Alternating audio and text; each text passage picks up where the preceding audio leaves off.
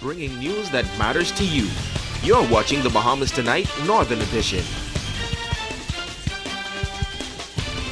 And welcome back, everybody. This year's Independence celebration across the nation dubbed a huge success. Residents on all the major islands supporting events in honor of the 43rd anniversary.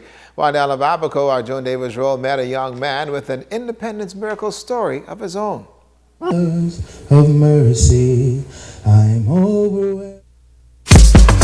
It is a story designed to inspire Bahamians everywhere. A young man on the northern island of Abaco is a fighter, like the father of our nation, Sir Lyndon Pindling, and others who, despite the odds, fought for the Bahamas to become a free and independent nation.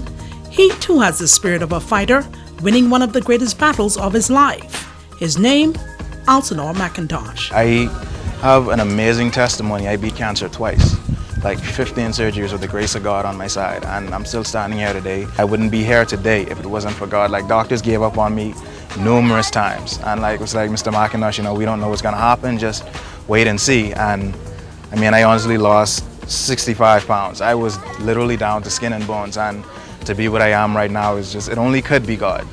But while AJ thought that he had issued the final TKO to cancer, he had to go another round to survive. What helped me is that I was always a positive person. I was always a great athlete from high school. I was a decathlete. I was the captain of our track team, our volleyball team. Like, I was just always great at it. And when I found out I was sick, it was devastating for sure, because I had scholarships lined up for schools, all these great things going on, and being sick, let alone having cancer, was the last thing on my mind. But I found the peace and assurance in God, and knowing that no matter what happened, if I lived or if I died, even if I died, I was going to spend eternity with Him. And if I lived, my testimony would bring younger people to God. So either way, it was a win-win situation for me and for God. This independence, AJ was beaming with pride, taking a public stand for the youth, and proud of the fact that the God that he serves not only delivered him, but the nation he calls home, the Bahamas. I didn't even pay for any treatment. God just took complete control over my entire situation. Me being 21 right now, thinking about all the medical bills that I would have had to pay, that's why I know that everything that I went through was for exactly what's going on today and whatever else is to come in my future, just to tell my story, and God gets all the praise, all the glory, and all the honor in the end. Now AJ is looking to the future. I'm gonna go to college next year. I'm gonna play football. I'm gonna do all these things that I had set up before, and I just want to show young people that little is much when God is in it. So you feel that tugging on your heart from the testimonies and everything that's going on tonight, you just need to get it right with God before it be a day too late. In Abaco, reporting for ZNS Network News, I'm Joan Davis Roll. Well, the police summer camp is now into its second week on Grand Bahama, and campers at an Igma Rock location were in for a treat. Kimberly Mullings was there. Who said hanging out with police couldn't be fun? This week at Police Summer Camp, campers of the 8 Mile Rock Division got a visit from the fire department. Corporal 2791 Moss and Constable 3143 Johnson spent time giving the campers a demonstration on fire safety, fielding them questions to make sure they understood. Then came the fun. Some of the campers got a chance to use the fire hose. And after they learned how to use the fire hose, they each took rides on the fire truck. Samia Farrington says her favorite part of the day was taking a ride on the fire truck. However, she enjoys all of the camp's activities. We had to guess what the answer was for maths, English, and religion when they asked us the questions. And if you don't know it, you have to say pass.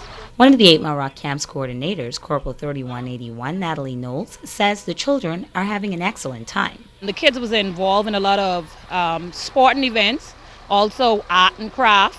We also allowed them to do basic math and English.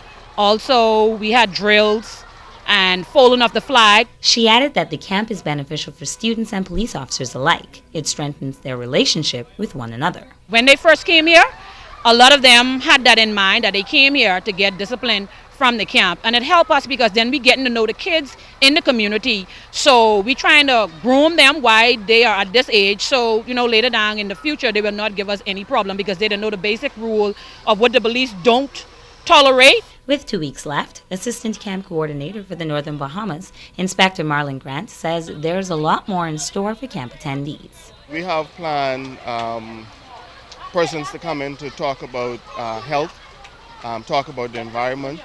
There are some field trips. One that I could speak of is one coming up at the shipyard, give them an idea as to what the shipyard is all about. So I think for the next 2 weeks, the campus are going to have a terrific time. Kimberly Mullings, ZNS Network News. They didn't let me play the fire hose, so you know I'm upset, right? If you were born here in Grand Bahama, there is a special call for natives to come on back home. A grand homecoming is planned, and organizers say the event will be one of a kind. Our Kimberly Mullings got this one locked down as well.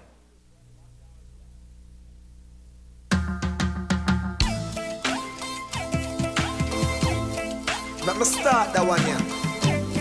Like Martin Luther. The island hasn't seen anything like this before. A number of events are scheduled for the first annual Grand Bahama Homecoming. Chairman of the committee, Cleavon Duncombe, says the first night, Friday, July 29th, is for the entire family. It's going to be a fun-filled night. Beautiful entertainment. A lot of international people's coming in. We're encouraging the folks who used to live in Grand Bahama who move off the island, maybe for work or whatever purpose or reasons. We're encouraging you all to come back home for this one weekend. Come and meet your old folks, old classmates, old friends, old family members, and so on. Duncombe says that's just the tip of the iceberg. The entire holiday weekend will be a blast. Saturday night is the big Bear Fest / Rum Fest, and it's a huge fundraiser for the College Fund. We have a Nesbitt, he's going to be performing My Dream, which is a big song out right now. It's very positive. We're going to be at the Gombay Park, going West End on Sunday, and then Monday we're kicking it off back by Tino Beach. One of the major sponsors of the Grand Bahama Homecoming is Fluid Factory, who are using the series of events to fund the Fluid Foundation, which will provide scholarship opportunities for students seeking post-secondary education.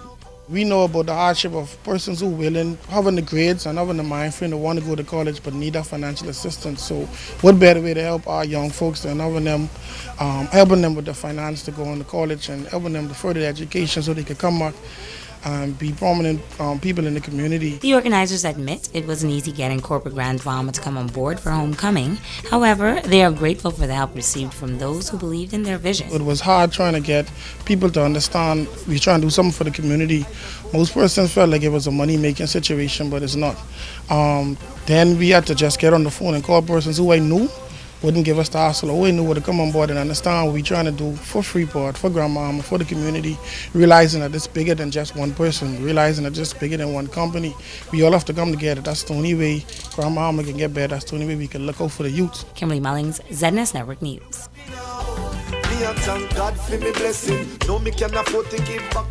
Now is the time, folks, when we ask the doctor.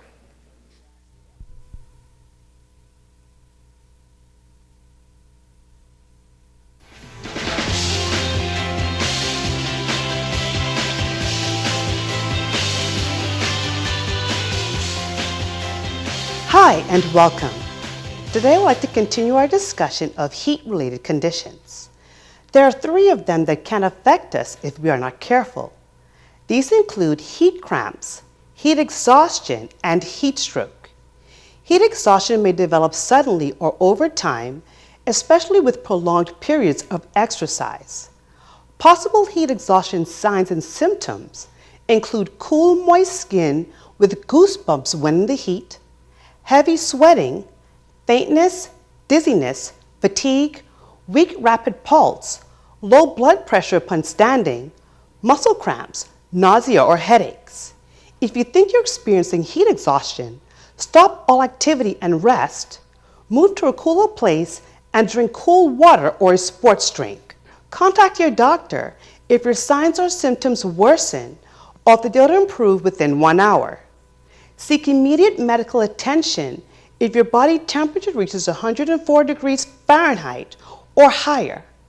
If you have other questions on one of the heat-related conditions I mentioned, please drop them in my question box at the hospital or email askthedrbahamas@gmail.com. I'm Dr. Monique Pratt, and this has been Ask the Doctor. Don't go anywhere, folks. When we come back, we'll turn our attention to sports.